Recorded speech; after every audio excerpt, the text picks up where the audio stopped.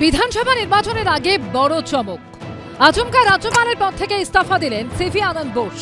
2022 সালে 23শে নভেম্বর পশ্চিমবঙ্গের রাজ্যপাল হিসেবে দায়িত্ব নেন তিনি। সেই হিসেবে 2027 সাল অবধি তার মেয়াদ ছিল, কিন্তু 3.5 বছরের মাথাতেই আচমকা পদত্যাগ করলেন তিনি। কিন্তু এর কারণ কি? কেন পদত্যাগ করলেন সিভি আনন্দ বোস? বিধানসভা ভোটের আগে কেন এই ইস্তফা? তা নিয়ে তৈরি হয়েছে রহস্য।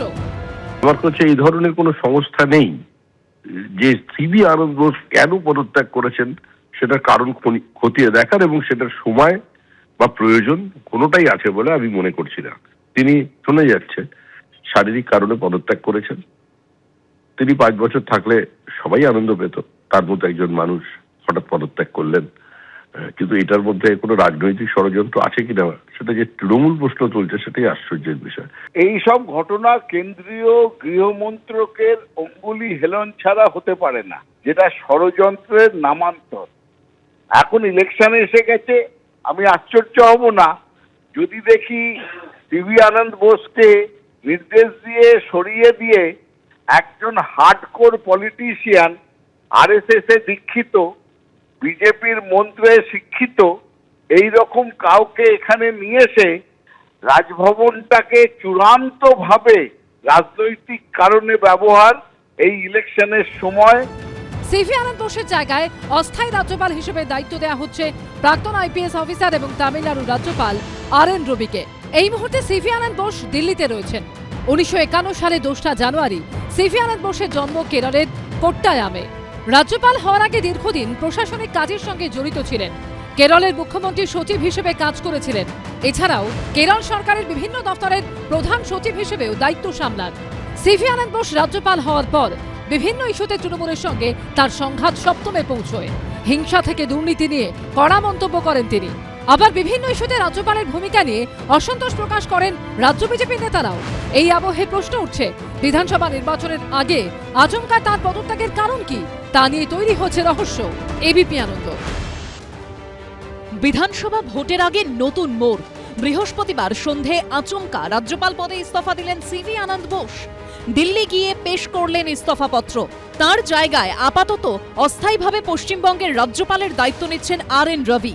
প্রাক্তন আইপিএস অফিসার আর.এন. রবি বর্তমানে তামিলনাড়ুর রাজ্যপাল। বিধানসভা ভোটের আগে আচমকা সিভি আনন্দ বোসের পদত্যাগ তোলপাড় ফেলে দিয়েছে রাজনীতিতে।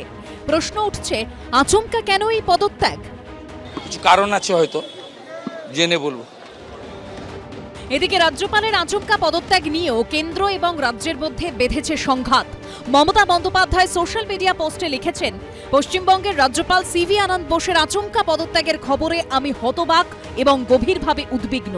এই মুহূর্তে তার পদত্যাগের কারণ আমার জানা নেই, তবে বর্তমান পরিস্থিতি বিবেচনা করে আসন্ন রাজ্য বিধানসভা নির্বাচনের আগে যদি কিছু রাজনৈতিক স্বার্থ রক্ষার জন্য রাজ্যপাল কেন্দ্রীয় স্বরাষ্ট্রমন্ত্রীর চাপের মুখে পড়েন তবে আমি অবাক হব না। সেই সঙ্গে কেন্দ্রীয় স্বরাষ্ট্রমন্ত্রীর বিরুদ্ধে অভিযোগও তুলেছেন মমতা বন্দ্যোপাধ্যায়।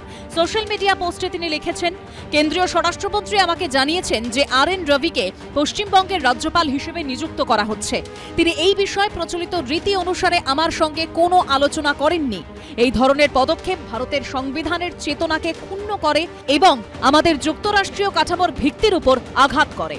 কেন্দ্রকে সহযোগিতামূলক যুক্তরাষ্ট্রীয়তার নীতিগুলিকে সম্মান করতে হবে এবং গণতান্ত্রিক রীতিনীতি এবং রাজ্যগুলির মর্যাদা নষ্ট করে এমন একতরফা সিদ্ধান্ত নেওয়া থেকে বিরত থাকতে হবে। সব মিলিয়ে সিভি আনন্দ বোসের আচমকা পদত্যাগ এবং তার জায়গায় অস্থায়ী রাজ্যপাল নিয়োগ ঘিরেও কেন্দ্র রাজ্য সংঘাত সপ্তমে। এবিপি আনন্দ। এবিপি আনন্দ, এগিয়ে থাকে, এগিয়ে রাখে।